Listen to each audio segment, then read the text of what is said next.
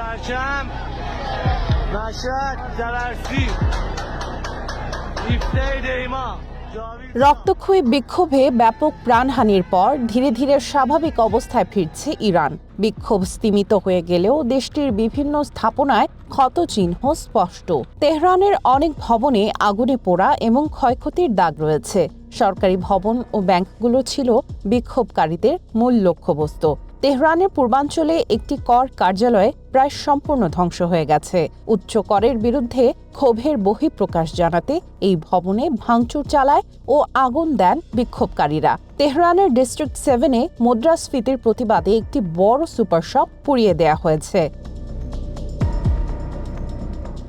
সরকারি পরিসংখ্যান অনুযায়ী সাম্প্রতিক বিক্ষোভে সহিংসতায় অন্তত ৩,১১৭ জন নিহত হয়েছে। তবে বিভিন্ন মানবাধিকার সংস্থা দাবি করছে প্রকৃত নিহতের সংখ্যা আরও বেশি। শুক্রবার আমেরিকা ভিত্তিক মানবাধিকার সংস্থা human rights activist news agency জানায়, ইরানের বিক্ষোভে নিহতের সংখ্যা ৫,১৩৭ জনে পৌঁছেছে।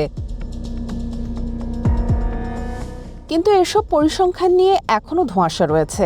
আমেরিকার প্রভাবশালী গণমাধ্যম টাইম ম্যাগাজিনের এক প্রতিবেদনে উঠে এসেছে, গত ৮ ও ৯ জানুয়ারি মাত্র ২ দিনে বিক্ষোভে নিহতের সংখ্যা ৩০,০০০-এ পৌঁছাতে পারে। ইরানের স্বাস্থ্য মন্ত্রণালয়ের ২ জন ঊর্ধ্বতন কর্মকর্তার বরাতে এ তথ্য জানিয়েছে টাইম ম্যাগাজিন। সাময়িকীটি জানাচ্ছে, নিরাপত্তা বাহিনীর ব্যাপক গুলিবর্ষণে এত বেশি মানুষ নিহত হয়েছে যে এতগুলো মরদেহের দাফন সম্পূর্ণ করতে হিমশিম অবস্থা হয় কর্তৃপক্ষের। ওই কর্মকর্তাদের দাবি, বডি ব্যাগ শেষ হয়ে যাওয়ায় অ্যাম্বুলেন্সের বদলে বড় ট্রেইলারে করে মরদেহ সরাতে হয়েছে। ইরানি বংশোদ্ভূত জার্মান চিকিৎসক ডাক্তার আমির পরাস্তা হাসপাতালগুলোর তথ্যের ভিত্তিতে জানান, এই নিহতের সংখ্যা ৩০,৩০৪ হতে পারে। তবে তিনি মনে করেন আসল সংখ্যা এর চেয়েও বেশি। সামরিক হাসপাতালে নেওয়া মরদেহগুলো এতে অন্তর্ভুক্ত করা হয়নি। কলাম্বিয়া বিশ্ববিদ্যালয়ের অধ্যাপক লেস রবার্টস বলেন, অল্প কয়েকদিনে এত বিপুল সংখ্যক মানুষ সাধারণত বোমা হামলায় মারা যায়, কিন্তু ইরানে এটি ঘটেছে সরাসরি গুলিবর্ষণের মাধ্যমে। একে দ্বিতীয় বিশ্বযুদ্ধের সময় নাৎসি বাহিনীর চালানো গণহত্যার সাথে তুলনা করেন তিনি।